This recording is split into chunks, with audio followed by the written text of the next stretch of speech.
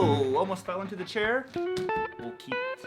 What is up, everybody? I have an exciting guitar. I'm just gonna hug it real quick.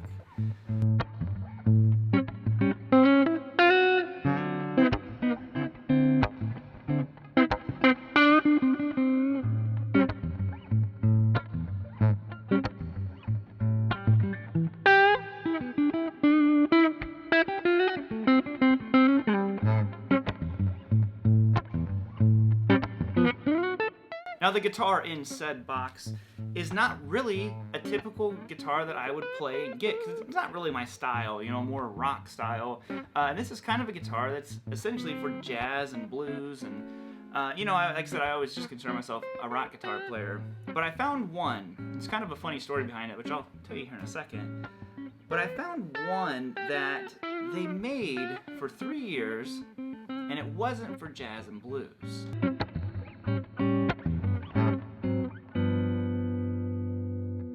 This guitar is for rock and roll.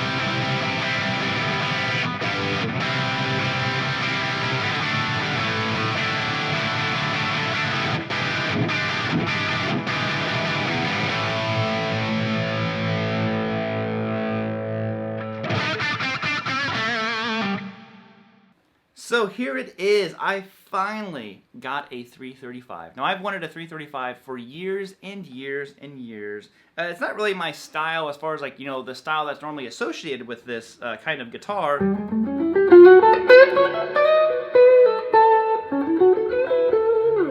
But, you know, I was like, I've always wanted one. I love the way 335s look. I love the way they sound. They have such a unique sound. You know, I've never really had a semi-hollow guitar. And I've always looked at them. I've played a bunch. I played a bunch of the new ones, and one of them kind of stood out to me. But you know, most of them that I play, I'm just kind of like, you know, I don't love them. They don't inspire me. There was a Heritage that I played at Summer NAMM that really got my interest, and this is where I think this is like funny how this comes full circle. So this particular 335 is a 1979 335 Pro. Now the Pro is pretty significant, and I'll tell you why here. I'm not going to go too far in depth because I'm actually going to do another video called 5 Things I Didn't Know About My 335, because when I first saw it on Reverb, you know, I got this from Chicago Music Exchange. So I should say all those S's, should say thank you to them. And I need to say that they did the greatest packing job I have ever seen on a guitar. So thank you so much to Chicago Music Exchange for being so awesome to work with. Like I said, I saw it on Reverb, and it just looked like a normal 335 to me. And it's actually not. It's actually perfect for me because it's not a normal 335.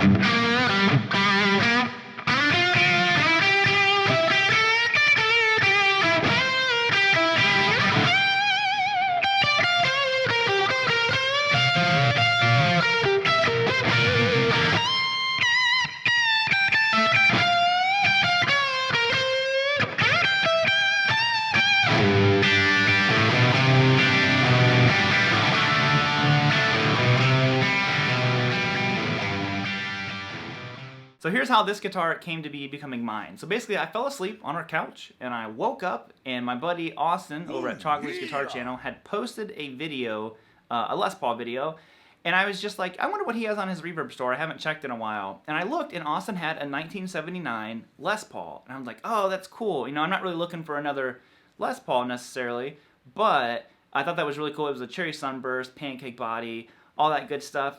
And like I said, I just woke up, so I was kind of like, oh, yeah, you know, all that stuff. And I look to the side, and I see a 1979 335.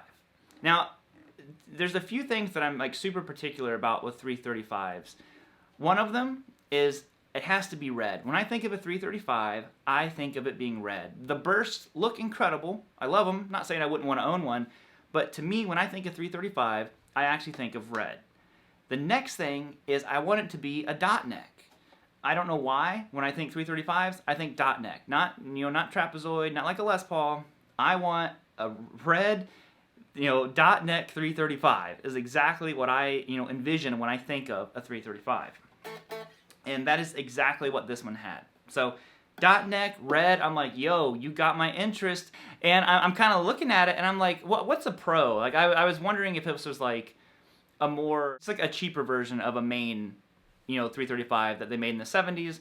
And I started reading about it. I'm like, oh, no, this is not. This is a straight up kind of like 335, but their description of it is what really sold me on this guitar. Now, what I read in this description, which was actually from an old Gibson ad, was they said that this guitar was designed not for blues, not for jazz, but for rock, for fast, dirty rock and roll, is what it said.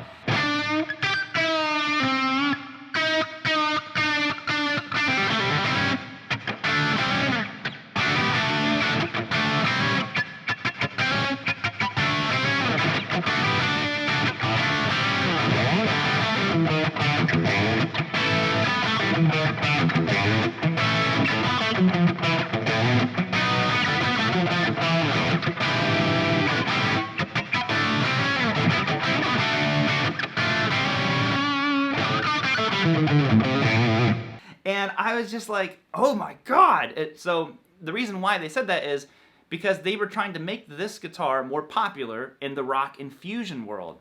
And, it didn't work. They only made them for 3 years, from 79 to 81, like I said. But in that time frame, they made an amazing guitar. Now, the differences are, of course, that I found out later, which I said I'm going to hit more in my 5 things I didn't know about the guitar. But they changed the neck profile. It's not so wide this way. It's still thick, but not wide. Hot pickups and no coil taps. It actually is supposed to come with speed knobs, but these knobs are not original, which I like because I like having top hat knobs on a 335.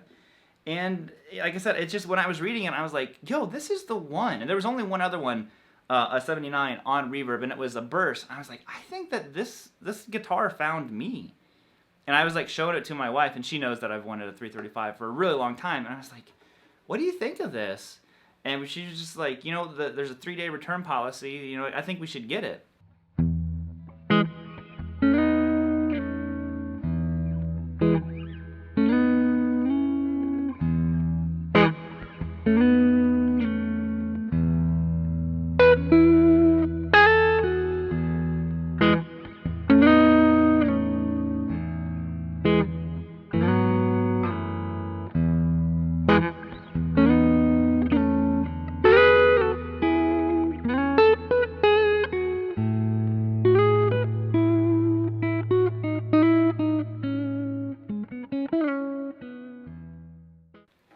So I was like, you know what, you're right, because it's got some nicks and dings. I mean, this is a guitar that was played.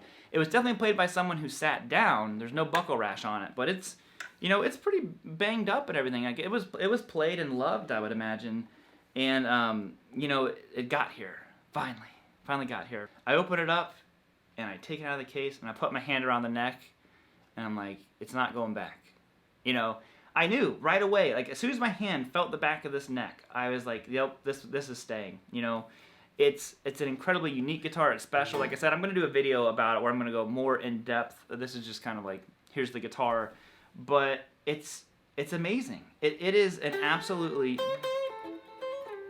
Now, one thing that could be maybe a deterrent to someone else getting this one is the frets are very, very low. Not from, playing, just they're low in general. If you've played a 70s, like Les Paul, or 70s Gibson, they have these really, really low frets. They're kind of odd, but like I said, I'm used to them, so that doesn't really bother me, because I'm just used to these, low flat frets, because that's exactly what's on my KM.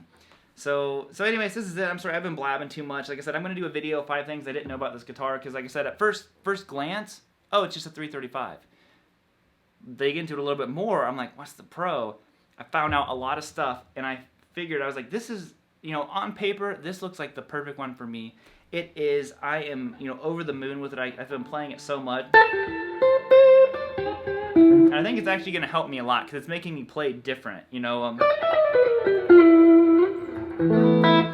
I'm gonna leave it off there, guys. I don't want to get like too crazy about it because, like I said, I'm gonna do another video specifically about this guitar because there's some interesting information that I also found out a little bit later about when this guitar was made in '79, when my KM was made in '79. So I don't know, it's cool. I am over the moon with this guitar. I absolutely love it, and I look forward to having it. So, like I said, I've been kind of teasing this thing on Instagram.